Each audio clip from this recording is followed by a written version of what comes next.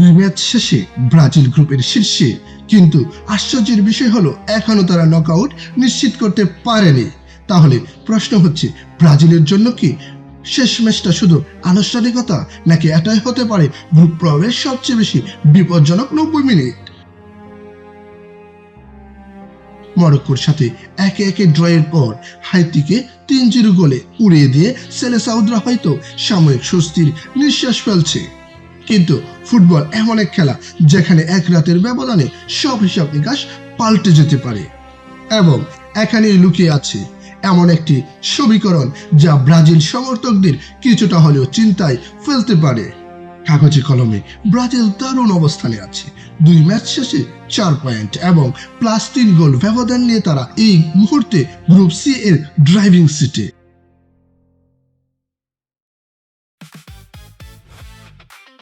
হাইতির বিপক্ষে ওই 3-0 গোলের জয়টা পরিষ্কার প্রমাণ করেছে যে এই দলের অ্যাটাকিং অপশনগুলো কতটা ভয়ঙ্কর হতে পারে। দলের কোয়ালিটি, দুর্দান্ত স্কোয়াড ডেপথ এবং টুর্নামেন্টের অভিজ্ঞতা সব মিলিয়ে মিডিয়া এবং ফ্যানরা দারুণ কনফিডেন্ট। কিন্তু সত্যি বলতে কি, ব্রাজিলের ফ্যান্স দেখে অনেক দেশের কোচদের মনে হতে পারে ওটাই বুঝি আরেকটা জাতীয় দল।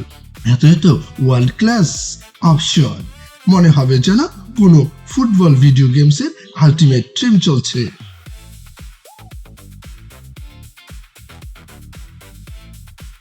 কিন্তু যদি সবকিছু এত সহজ হতো, তাহলে স্কটল্যান্ড ম্যাচকে কেন বিশ্লেষকরা ট্র্যাপ গেম বলছেন?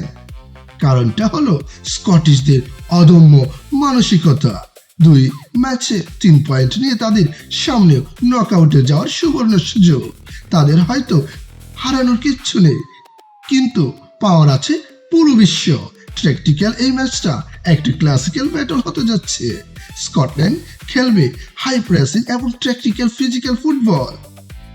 বল পজিশন হয়তো ব্রাজিলের পায়ে থাকবে, কিন্তু স্কটিশদের মূল অস্ত্র হবে ট্রানজিশনে দ্রুত গতিতে কাউন্টার অ্যাটাক। স্কটিশ ফুটবলাররা মাঠের প্রতিটা ইঞ্চির জন্য লড়াই করবে। তাদের এই ডু অর ট্রাই মোটিভেশন সেলেসাউদের টেকনিক্যাল ফুটবলের জন্য সবচেয়ে বড় থ্রেট হতে পারে। এখন আসি সেই সমীকরণে যা ব্রাজিলকে প্রথম স্থান থেকেও নামিয়ে দিতে পারে। চলুন গ্রুপের পয়েন্ট টেবিলটা একটু বিশ্লেষণ করি। যদি ব্রাজিল জেতে, স্কটল্যান্ডের বিপক্ষে জিতলে কোনো হিসাব নিকাশ ছাড়াই গ্রুপ চ্যাম্পিয়ন হিসেবে নকআউটে যাবে ব্রাজিল। যদি ম্যাচ ড্র হয়, তাহলে তাদের তাকিয়ে থাকতে হবে মরক্কো বনাম হাইতির ম্যাচের দিকে।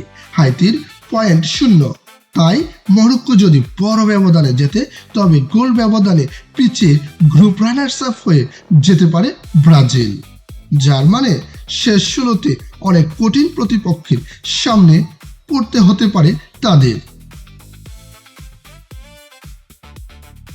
যদি ব্রাজিল হেরে যায়, অ্যালার্ম বেল বাজতে শুরু করবে, কারণ 3 পয়েন্ট নিয়ে স্কটল্যান্ড পৌঁছে যাবে 6 পয়েন্টে। আর মরক্কো যদি হাইতির সাথে ড্র করে বা জেতে, তবে প্রথম রাউন্ড থেকে বিদায় নিতে হতে পারে টুর্নামেন্টের অন্যতম ফেভারিটদের। হ্যাঁ, অবিশ্বাস্য হলেও গাণিতিকভাবে এই বিদায়ের সমীকরণটাও 100% বাস্তব। আর এখানে আসে সবচেয়ে গুরুত্বপূর্ণ প্রশ্ন, ব্রাজিল কি সত্যি বিশ্বকাপ জয়ের মতো খেলছেন? ব্রাজিলের শক্তির জায়গাগুলো আমরা সবাই জানি। তাদের আক্রমণ বাগ, ব্যক্তিগত নৈপুণ্য এবং স্কোয়াড ডেপথ যে কোনো দলের জন্যই ঈর্ষণীয়।